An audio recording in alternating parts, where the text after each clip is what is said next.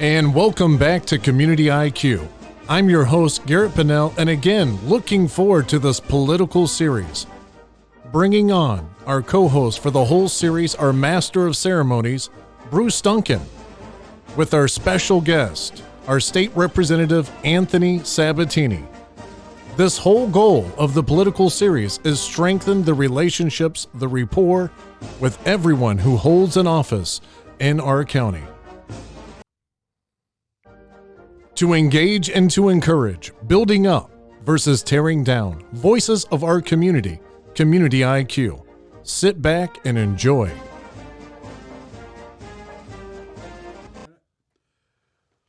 Welcome. This is Bruce Duncan. This is the second in a series of introducing you to your local and statewide politicians. And we are truly privileged tonight to be joined by Anthony Sabatini, Representative Anthony Sabatini from here in Lake County. Anthony has a kind of already established a name for himself in his first 3 years in Tallahassee. And he first started out here as a local lawyer, Lake County. He was raised in Lake County here. Graduated from Eustis High School, went to law school, graduated from law school at Florida State University of Florida, and moved back home, started practicing law, ran for and won city council seat in Eustis. And out of the blue, decided he was going to run for the state representative seat. Not unlike a lot of folks, nobody gave him a chance. And he knocked off a guy that everybody thought was going to win that seat. And lo and behold, Anthony's been in Tallahassee now this is his third year, and he's just done a fantastic job. He's got 5 years left on his hopefully 8-year term. And we're looking forward to talking to Anthony tonight. Anthony, tell the folks out there a little bit about your background here in Lake County. Well, thanks, Bruce. Appreciate you having me on, and thank you, Garrett. Really, it's an honor to be here. A couple of years ago when I ran for city council, this was one of the places I would hang out and talk with Garrett and all the locals the most when I was running around the streets of Eustis trying to gather support to run and win a city council seat, which I did. But going back, I grew up. My family were New Yorkers. They came down to Lake County in 1987 to Mount Dora. I grew up in Mount Dora and then later Eustis, and absolutely loved Lake County. I still do. I wish it would grow a little bit slower, actually, but it's growing at such a rate that it's exciting because the things that Lake County never had when I was growing up, it made me think that I was never going to come back when I went to college. They're all here now and coming closer, and opportunities, economic opportunities to live and work here are better than they've ever been, which is cool. But it's certainly changed. But I grew up here, went to public school, went to Eustis High School, got involved in politics at a young age, depending on how you count it. I never got involved in real partisan politics, but school politics I certainly did. I became the class president freshman year of high school, and then later the student body president my senior year. And but never really thought of myself as a Democrat or Republican, never really got involved, never really knew what my values were. I was raised conservative, but I did not apply that to the field of politics at all. It was later when I was at University of Florida, and then thereafter when I moved out of the state, I actually moved up to New York City and worked a job up there that I experienced what I call my road to Damascus conversion to politics, because what happened is I moved to New York City right after doing my 6 months in the Army National Guard, training to become an officer, which I did.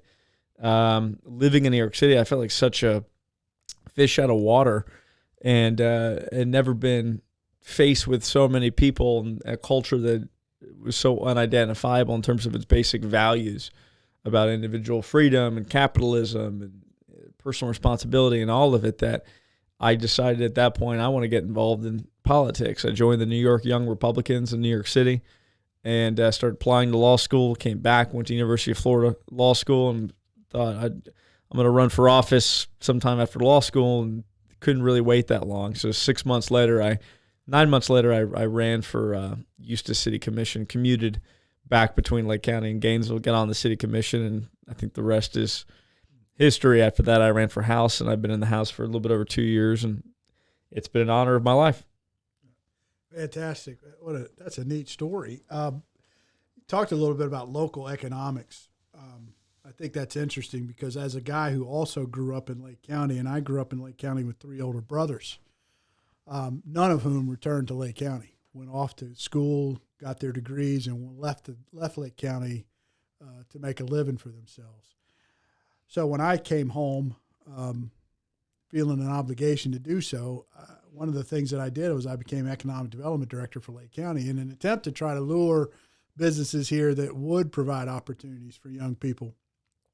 I found it very difficult to do that. We had some success out at the industrial park, bringing in Goodyear and Circuit City and all that kind of stuff. But that is something that I think is essential for rural communities to have.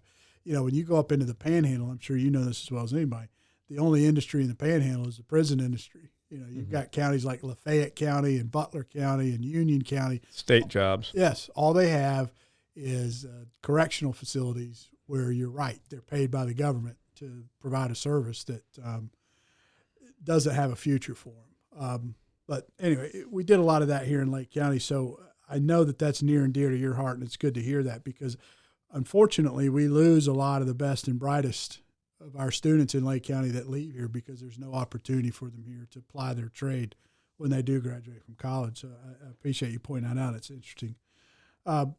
Talk about your family. I know you're married. I don't think you have any children yet, but no, not yet. Pretty soon. Been married a little bit over a year, so it's been good so far. Right, and your wife is a lawyer as well. Yeah, Francesca is her name. She's an attorney here locally. Does a lot of local government work.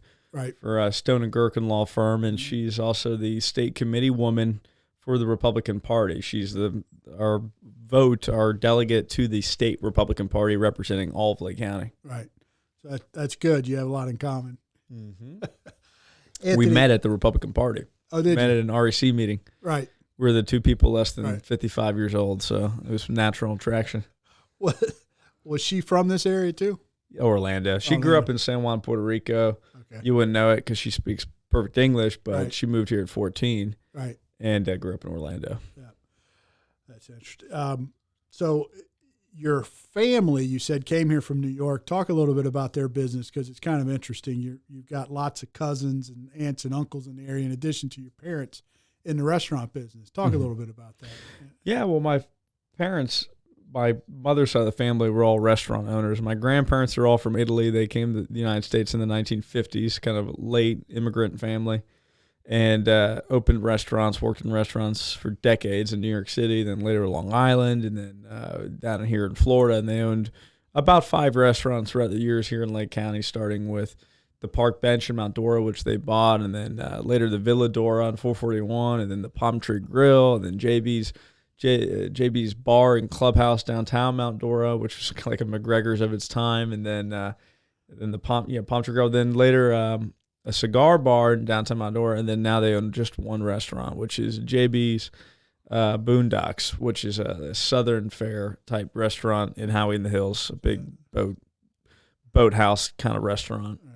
Every one of those restaurants, fantastic, and I've eaten at all of them, as you can tell from my midsection. Yeah, you know, coming from a family of immigrants, and you said an interesting late immigrants, really the 50s in this country. Yeah, the Republican Party gets a bad rap when it comes to immigration, as far as being opposed to immigration. I don't think that's the case. Explain really how the Republican Party looks at immigration and what their position on that is. Well, I think there's a lot of difference of opinion. I have stronger views on immigration than I ever had before. I mean, when you're early in politics and you're not that engaged, most of your opinions, whether you're aware of it or not, are really formed by just sort of the media and just general cultural perspectives and ideals of, when it comes to immigration, well, I think with the Statue of Liberty and just, let everyone in as much as you possibly can. But today I have a very different perspective on immigration, both illegal immigration and normal immigration. Illegal immigration I have zero tolerance for. I actually would be for. I wouldn't be for granting amnesty to any illegal immigrant, even a young person. I simply think it's truly a despicable and disgraceful thing to do to people who have followed the law and are trying to do it lawfully, and also to Americans who don't want to see our national economy flooded with new competition and new immigrants coming to the state who are going to absorb social services and compete with working class people for their jobs and draw wages down, which is why wages are as low as they are, because we have an enormous black market of illegal labor that drive those prices down for working class people throughout the country. But when it comes to legal immigration, I have a pretty conservative response on that too, which is simply that we have too much of it. at every level, both the super technical type immigration where you're bringing folks in who are really highly skilled to come into Silicon Valley and whatnot. I think that's absolutely inexcusable. But I also think that even seasonal farm workers, to an extent, should not be given full legal status. Maybe to some extent to work in some trades, but that's about it. There's just simply too much. Now, the liberal media and major corporations have made us think that it's just going to benefit the American economy to bring in an enormous amount of foreign labor, and it's simply not true. It's one of the reasons why you see so many people in rural and semi-rural areas around the country struggling so much to get by because the economic resources are not there for them because, well, let's be honest, a lot of the jobs are being taken or the wages that usually they would achieve by taking those jobs are driven down by competition from those who are illegal. There's too much to summarize it, there's too much illegal immigration, but there's also too much immigration. Right. I can't agree with you more. And what we're looking at right now with this massive line of people coming up from Honduras that have no intention of embracing the American opportunity when they get here. They're coming here solely with the understanding that they're going to be promised, as you said, amnesty. They're going to be rewarded for breaking the law.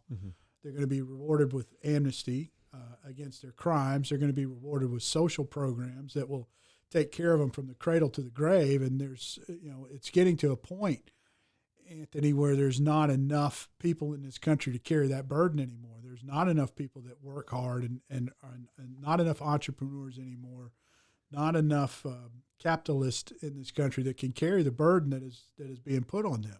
And I feel certain, we haven't talked about this before, but I feel certain that you have read Atlas Shrugged. And I mean, Garrett and I talk about this all the time. It's amazing to me how bright this woman was, and we disagree with her religious beliefs, but her knowledge of how capitalism was going to die was fascinating, and quite frankly, that's where we are right now.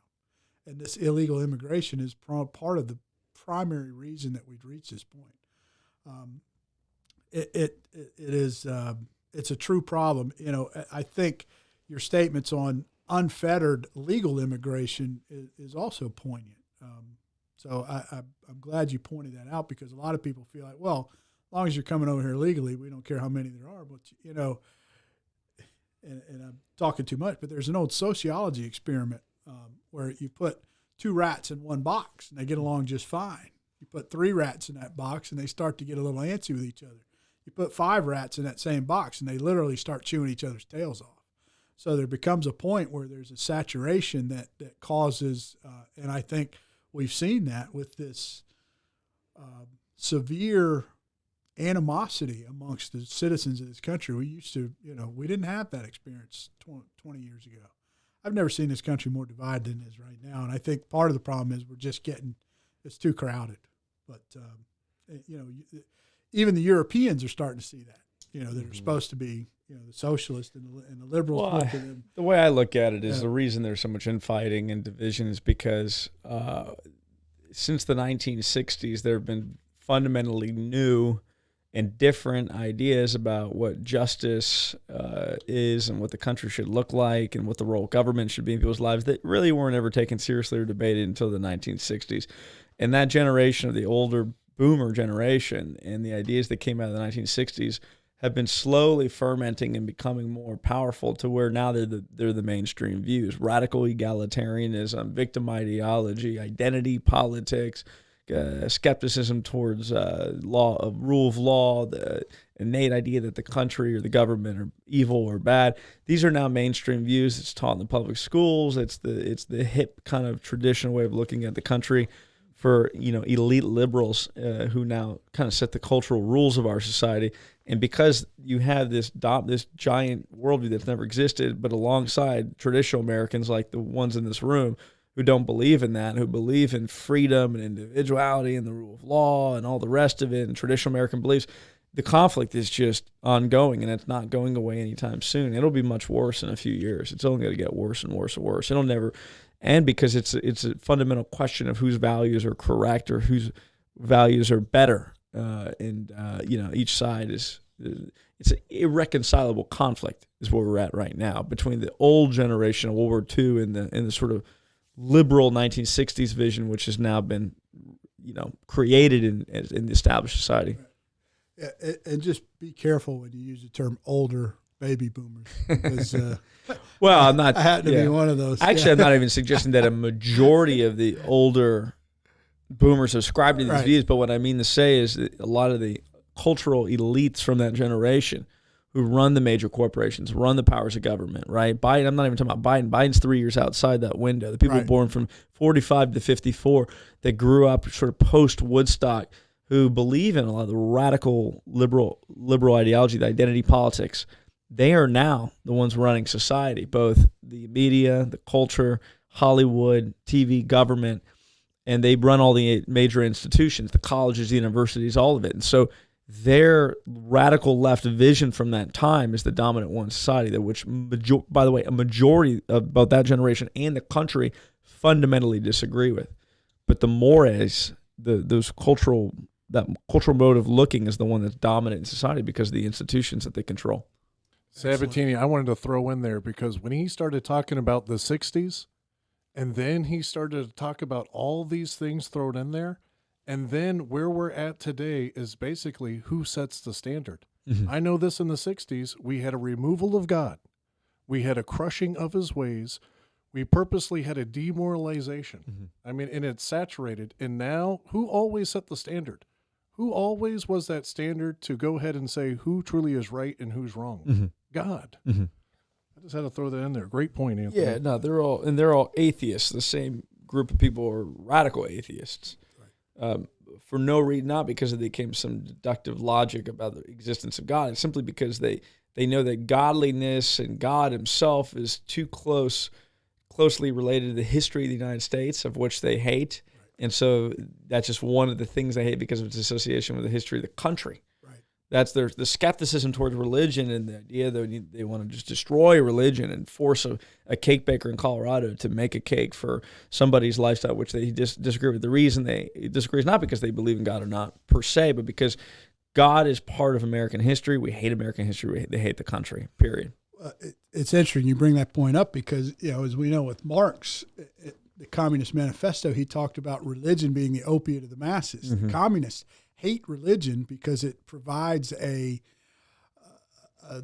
star for people to look at and say, this is what my purpose is in life, not to work for the state, but my purpose is to serve God. And so the communists hate them. As a result of that, socialism, which is debatable, is whether or not there's a difference between that and communism. Mm-hmm. But, I mean, they share the same views as Karl Marx in the manifesto. And, Bruce, I want to just throw on that accountability. What does God truly bring to the equation? Accountability. Right. Mm-hmm. It actually exposes the right and the wrong. Mm-hmm. Correct. Yes. The way I would, not to hammer this more, because I know you have other questions you want to get to, but the way I would look at that more specifically is God has to be replaced in their eyes, and this is their view, not mine.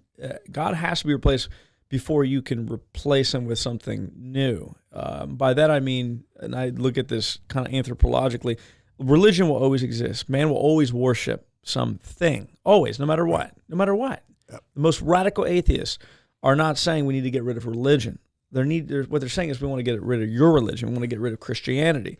That's a blockade. That's something that's in the way of the new religion, the religion of the state, and the religion of progressivism and identity politics, the religion of ego, worshiping yourself. They want to believe that America, that the government and the radical political movement is something worth being worshipped. And that's why you see, especially with identity politics, this very murky, crazy language about, trying to make people feel bad about, who they are, right? You saw with the politician the other day that said the National Guard is a bunch of white males, and so we need to be skeptical of them and treat them differently. That sort of identity politics is rooted in a religious worldview, right? About where evil comes from, right? It comes from people that are the traditional Americans, I guess you could say, in their eyes, and the ones who are not are innately good. Right. Interesting you bring that up. Garrett and I talked about this before you got here. That I talked about this on the podcast in the past. Alexis de Tocqueville, who's one of any conservative, looks at him as a sort of a leader in the conservative movement, and de Tocqueville said that America is good, or America is great because America is good, and America will cease to be great when America ceases to be good.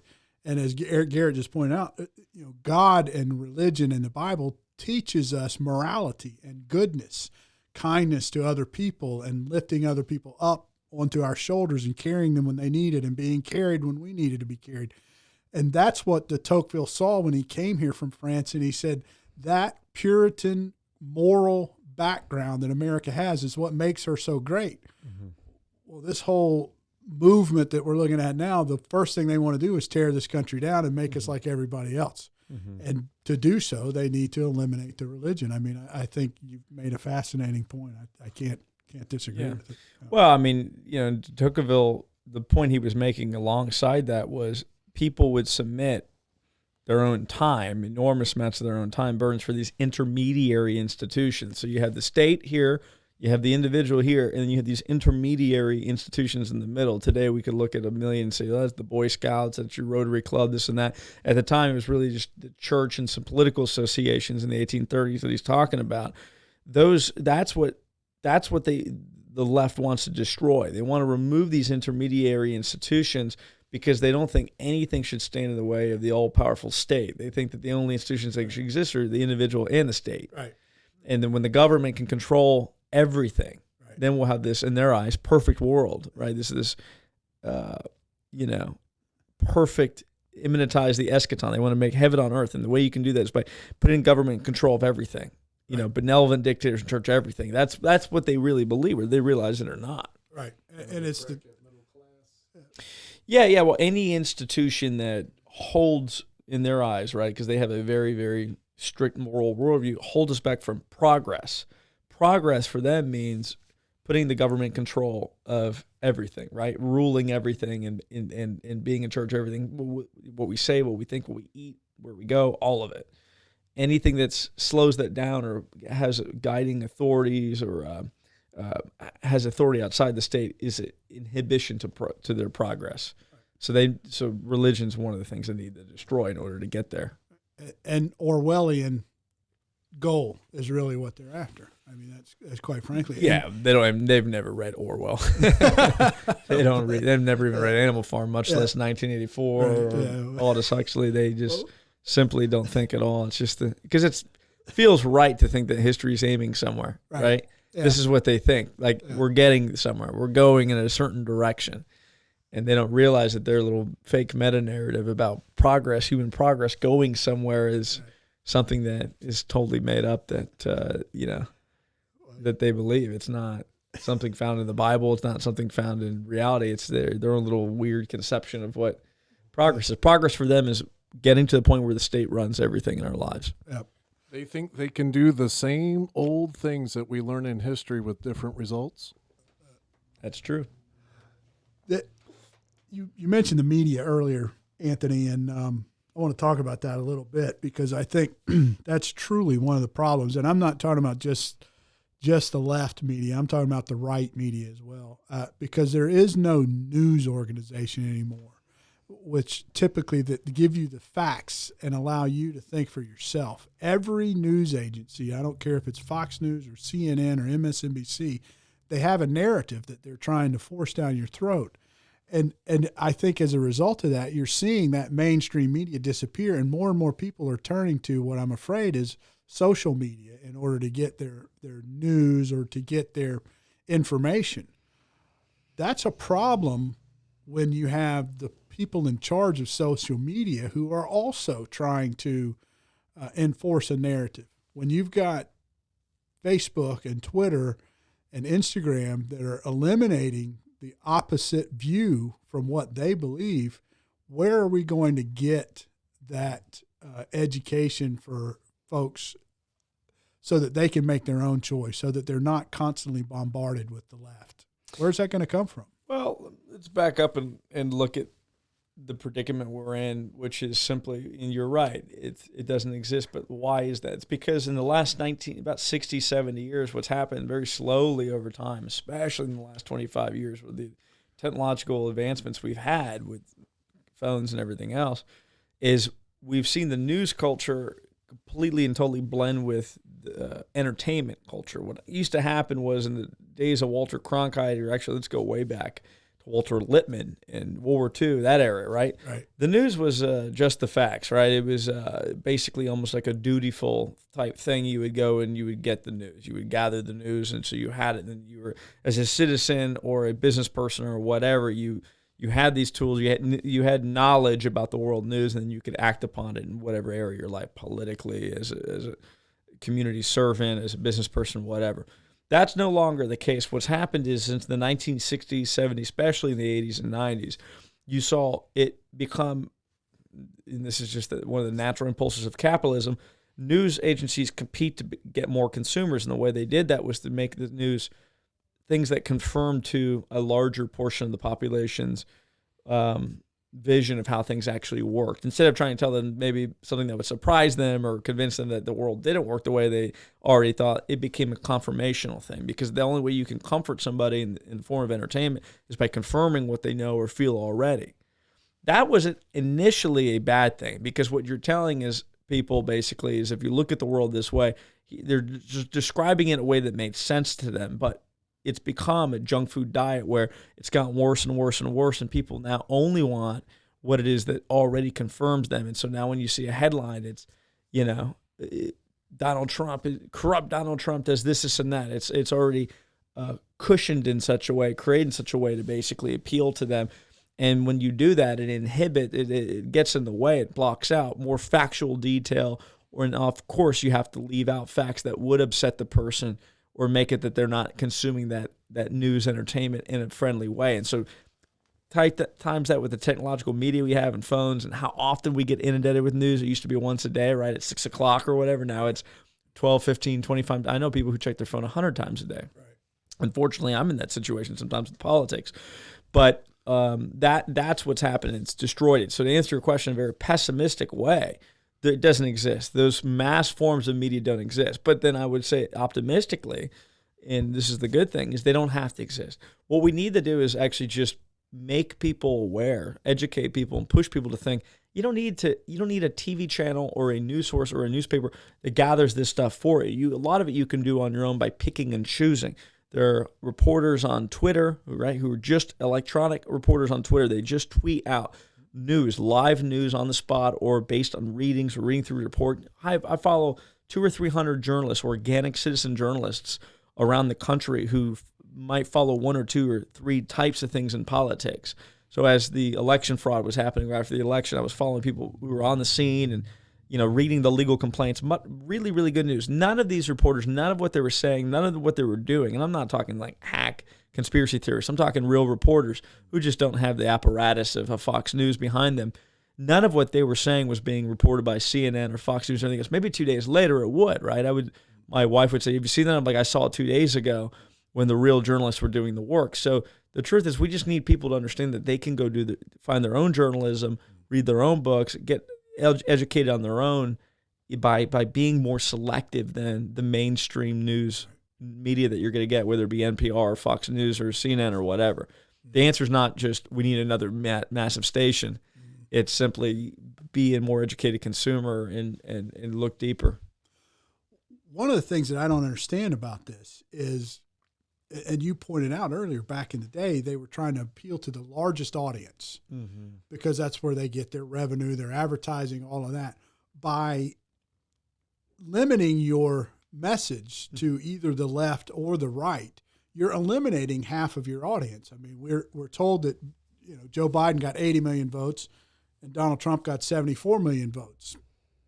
If you're a right-wing television station, radio station, you're eliminating 80 million people that are potential viewers or listeners that can make your advertising revenue go up, or vice versa. If you're left-wing, you're eliminating 74 million viewers. I don't understand how that makes business sense. That's what fascinates me about this, is why would you intentionally eliminate half of the population from your listening audience? Well, there's only X amount of population that are ever going to consider the news. as a form of entertainment, which most Americans do, whether they realize or not. They're doing it for entertainment. It's comforting to turn on news. I think Tucker Carlson is the best at it. I think he's my favorite reporter, journalist. But still, at the end of the day, he is entertaining to a certain extent because so much of it is intertwined with his own opinion. And that's fine. It's not saying that's necessarily a bad thing, like I prefaced before. But only X amount are going to turn to the news for that, and they know that they're only going to get half of it, maybe. So they're triangulated between Fox News, CNN, and MSNBC. MSNBC trying to compete to get the harder left. Fox News trying to go right to center right, maybe centrist, kind of giving up on centrist after a while, with CNN historically getting centrist to center left, but now being pushed further to the left, and the centrist kind of giving up or just not really caring. And then now they got new competition around the far right. You got Newsmax and OANN competing. So, but once again, they're always moving around. A lot of people still listen to CNN and realize, wow, it's gotten very liberal, because I remember even when I was in high school, CNN was seen as center left to centrist, not far left where they are now. What if the big bill, just a theory, not a conspiracy theory, just a theory, because you sparked a thought. What if the big bill is to create that 50% here and a 50% there? What if the guy paying the bill truly is trying to, once again, like we've seen in most media, is to divide to conquer? Mm-hmm. Well, yeah, I mean, the sensationalistic news is a product of trying to keep your audience, sucked in. I mean, the harder they push the sensationalistic news, the more people are going to be glued, et cetera, et cetera. So yeah, there's some of that plays in, but at the end of the day, it's all irrelevant. I've actually never owned a TV my entire life, and I never will own a TV. I don't own a TV. I've never owned a TV. I never will own a TV. I get all my news from, either print media or actual, a lot of websites that I keep on my phone. From in liberal websites too, like even the Orlando Sentinel. I mean, if you have a trained eye, you can read through the bias, right? Okay, that's a biased line. The next line's factual line, etc. Right. But yeah, I get all of it through print media, whether it be electronic or paper. Interesting. A couple of things, Anthony. We'll move on from there, and I want to talk about some things that are near and dear to your heart that elicit a lot of passion from you. First off, you have clearly established yourself as a advocate for the Second Amendment, not only the Constitution as a whole, but specifically the Second Amendment. I want to talk about, if you would, please, what is it that motivates you to be such a protector of American citizens' right to carry a firearm? Well, I actually feel the same way about the Second Amendment as I do with any of the Bill of Rights. I think the Bill of Rights are fundamental to the idea of being an American identity. These are fundamental rights, fundamental protections from the federal government and state governments. And I think that if you don't have them, then you lose your identity as American. That's the big kind of animating thing is this is what it means to be an American, having guarded rights and believing in fundamental freedoms and individual liberty. And if you don't have that, then you kind of lose a piece of your American identity.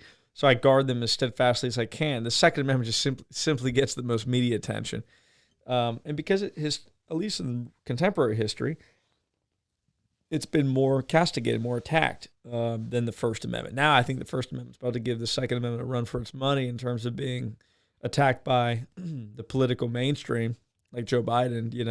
They're going to be attacking the First Amendment even more and trying to eliminate it like they have in England almost successfully over there. Not that they have a First Amendment, but they had traditional free speech rights that have been just completely destroyed, just kind of common law.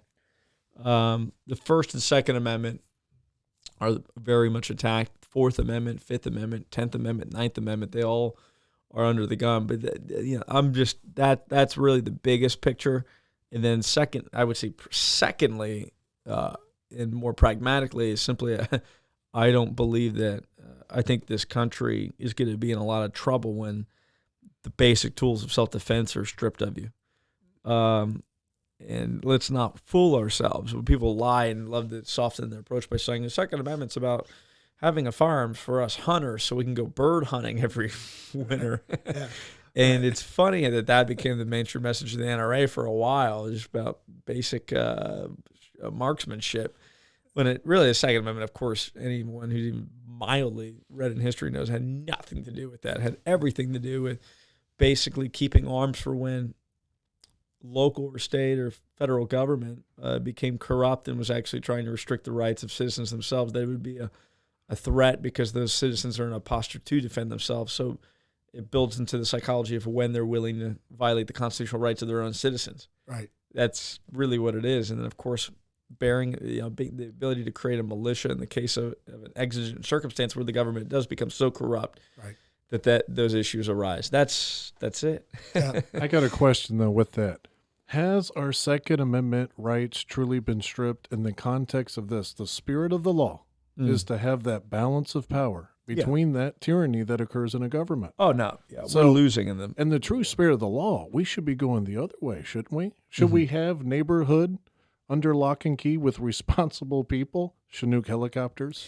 There should be there should be, constitutionally speaking, there should be no firearms regulations except for very serious weapons of war, like maybe a grenade. But in a free even country, all the assault weapon bans you see in some of the states are prima facie unconstitutional based on the reasoning of the original drafters and framers of the Second Amendment and the ratifiers of the Second Amendment. They knew what they were voting for when the states upheld approved the Constitution shortly after the Constitutional Convention, when the Federalist Papers were being written and the states were voting up, the state legislatures were voting up on it.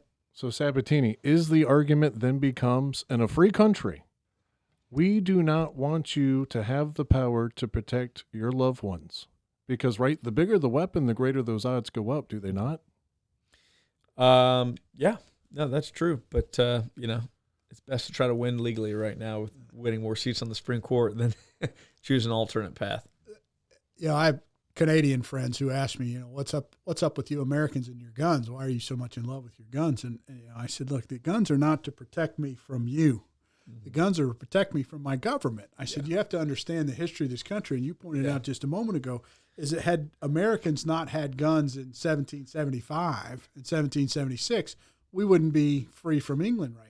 I mean, that ability to, as you just said, to form a militia and to go out and to fight for our freedoms and our rights, we wouldn't be where we are today. So I think people lose sight of that.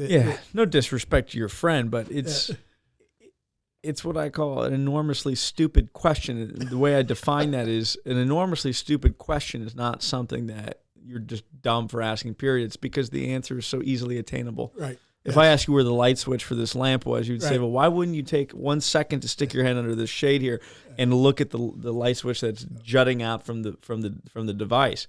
You would say that's an enormously stupid question. The same is true with a lot of the questions that foreigners ask of Americans about their belief in their political values, because all they'd have to do is not even go to the public library. They'd have to read a Wikipedia page on the history of this country and why it is that people believe so firmly in the right to self-defense and the right to bear arms and to have access to firearms for exigent emergencies. It's so stupid because their mind is so badly trained in historic thought. They're not even willing to think one moment about what possibly happened in history to create a political impulse that still lives on to this day, thankfully so. Whereas we don't, right? We can think of many circumstances where, not even American history, but human history, where the right to arms is so fundamental to you preserving your own liberty and also neutralizing the idea of a threat that government could take. Right. Well, I remember pointing out to him in that same argument. No offense to your friend. No, none taken. I'm glad you said that. I hope he's listening. But I also pointed out to him, you're speaking to me from a country that is still part of the Commonwealth. I mean, so you really have no right to question us. I mean, that's how we came, exactly what you just said. That's how we came to be what we are. And if you want to continue to bow to the Queen when she shows up on your doorstep, that's your right, your privilege. I don't, but we're not going to do that here. COVID was really bad. There are a couple silver linings to COVID. One thing, silver lining COVID, is it gave people, at least momentarily, and it's still going on, a glimpse into the dystopia that is occurring and definitely could occur if government just had complete and total control. In fact, it was in Canada. There was a viral video completely substantiated video of a neighbor calling the police and secretly calling the police and saying, I think my neighbor next door in the hallway in the apartment across the way here has more than 6 people in his apartment. They could hear some chatter. There was about 9 people in the apartment cooking dinner one night and laughing and joking, maybe dancing, whatever. Nice people, respectable people. We're not talking about some crazy kegger college party, just a nice, quiet evening. Well, the police came, literally opened the door illegally and literally ripped this gentleman through the door. So, I mean, they were trying to hold himself through the hinges of the doors. He was trying to basically keep himself inside the house, and they arrested him and brought him out. At what point do you trust government to have the ability to enter your home and arrest you based on the fact that you've gathered with family and friends to have a dinner one night? And why is it so difficult to imagine that the presence of firearms could deter that to some extent, or that you're going to be it's a reasonable perspective to say I'm going to use these firearms to defend myself if the police come and illegally rip me out of my home and put me in a jail cell for eating dinner with my family? Right. Why is that so hard for people? It's because the public education's utterly failed to make them think. Excellent example. All right, we're going to start wrapping this up, so we're going to talk a little bit about, you're in your third session now. You were at committee meetings last week, started your third session. This one's going to be unique under the COVID circumstances, as you just mentioned. Funds are going to be short. I think, I mean, I haven't seen the numbers yet, but I think it's pretty clear that, tourism dollars are down. Sales tax revenue might actually be better for you. But in the long run, I think you're going to have less money to deal with this year. But let's talk about in your first 2 years, in your first term, and I also want to point out you ran unopposed this time, which is a pretty good sign. In your first term, what is it that you've accomplished that you would like to point out to our listeners that you're most proud of, I feel like? Well, the most proud, I can say in general, and then I'll give you a tangible example. In general, the thing I'm most proud of is being able to go up there and vote against every tax, against every bad bill, every new government program, and achieving the highest score from what a group called the Club for Growth. Club for Growth is a really big national group that scores you based on your economic liberty votes, and I have the highest score in the entire Florida legislature. I have a lifetime score of 95, and nobody else is anywhere close. It's all in low 90s, 80s, and the average Republican's like low 80s, and the Senate's in the 70s. And I have the highest score, and the reason is because I look at every single bill and I ask the same question: does this decrease or increase government in our lives, whether it be in the form of taxes, regulations, or just the role government would play in any way, local, state, or federal? It doesn't matter. And I always vote no if it creates more government, even if it's criminal law, if it's new felonies for new things that don't seem that bad. Right. Just new ways to give prosecutors power to hold over people, criminalizing new types of behavior. I'm the only Republican that votes and has been way out on this one for the decriminalization of marijuana. Not because I smoke marijuana. I'm the most drug-tested member of the legislature. I'm the National Guard. Get drug tests every month, but I don't believe that we should be spending trillions of dollars, literally trillions of dollars, right. Definitely $51 billion per year for the last 60, 70 years. Arresting people, putting people in jail, counseling, all this stuff for smoking marijuana. Right. That's their decision. It's not that I think they should or shouldn't do it. It's simply, what's the role of government? Why are we paying for this and creating this and punishing people for a victimless crime? It's wrong. So I have the highest score for that. But in terms of bills that I filed and passed, the most important one is I passed a bill that DeSantis has already signed into law that changes the attorney's fee statute from when the government has to pay your attorney's fees. As a lot of people know, if the government, generally federal government or state government, violates your rights, you can do a 1983 civil rights action where they'll have to pay for your attorney's fees if you sue them for an injunction saying, hey, this person's the government is violating my rights, and they'll have the authority to do whatever it is they're doing under the color of law. Well, I created a similar one in the state law where if a local government is breaking state law, which they do all the time, they're always doing things that they're preempted from the state, but they ignore it, that we changed the attorney's fee statute to say when local government violates your rights and you win in court, they have to pick up your attorney's fees. What was happening was local governments were bullying businesses, and even if they were wrong on what they were doing, they didn't care because they knew that the person couldn't afford $30,000, $40,000 for an attorney and an appeal, et cetera, et cetera. So we changed the attorney's fee, so now they're deterred from violating your rights. So it's about fundamentally protecting people's rights by making them pay for your attorney if they lose.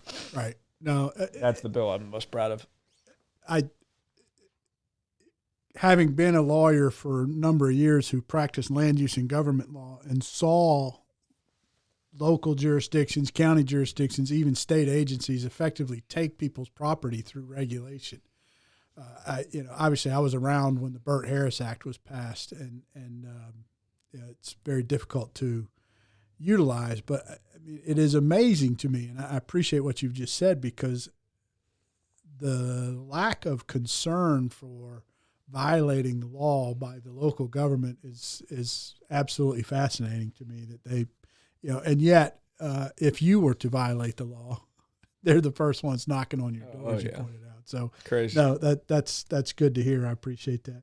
And now, Anthony, we all hope that you've got 5 years left in this particular role, and hopefully there'll be a future beyond that. But what do you want to do over the next 5 years? Well, I want to keep doing what I'm doing, which is to try to make people aware of how government should work and what people are doing up there and whether they're reflecting the will of conservative voters or not. I mean, that's kind of this newer role I have now, which isn't just trying to pass and vote on good legislation. I think I've proved I can do that, and I'm doing it still. But I'm also trying to do a new thing, which is to try to empower voters themselves through using social media and communications technology to keep people up to date on what's happening in Tallahassee and giving them insight, because nobody else is doing it. There are very few real journalists, especially for your conservative voters in the state, saying, hey, here's what's going on in Tallahassee. Here are the corrupt shenanigans that are occurring, et cetera, et cetera. So trying to create that outlet for voters to come and learn and see and react to it and hold their people accountable. I'm trying to become that, which is more like a conduit, or, I mean, I hate to use this word, but like a conservative activist in office, trying to give people insight, almost like you brought up the comparison with Matt Gaetz. So I'm happy doing that for now. Eventually, I'm going to run for either Congress or state Senate or maybe something higher, but not yet. Right now, I like what I'm doing in the State House. Right. Well, we like what you're doing too, and very happy to have you representing a lot of Lake County. Last night we talked to Keith Truenow, and I asked him at the end, tell me what your district is so folks know where it is that they can vote for you. Mine's very easy to describe. I tell everybody I'm the far west suburbs of Orlando. For people around the state can kind of picture that. It's a very long district. It goes from the bottom of the villages to the top of Polk County. It goes from the bottom of Fruitland Park to almost Haines City. It's a very long county, but the thing it has in common, it's pretty much the whole western Orange County border. So from Lake Apopka and everything underneath Mount Dora all the way down to Claremont, Four Corners. Right. And 50% of my district works in and around Orlando or the villages. So it's a totally bedroom community in the heart of the middle of the state. And where is your office, your local office? Yeah. So my district is so long that the middle of my district, even though it goes from literally Fruitland Park all the way down, is actually Claremont. So my office is in Claremont, 1 mile south of the Citrus Tower, right where 27 and 50 come together. Highway 27, Highway 50. Close to Mineola. Correct. Yeah, it's just south of Mineola in Claremont. Right. And if our constituents want to get in touch with you, how do they reach you at your office? Well, they can just call me on my cell phone, 352-455-2928. I don't tell anybody to call my office. Yeah. Unless they're a Democrat, of course.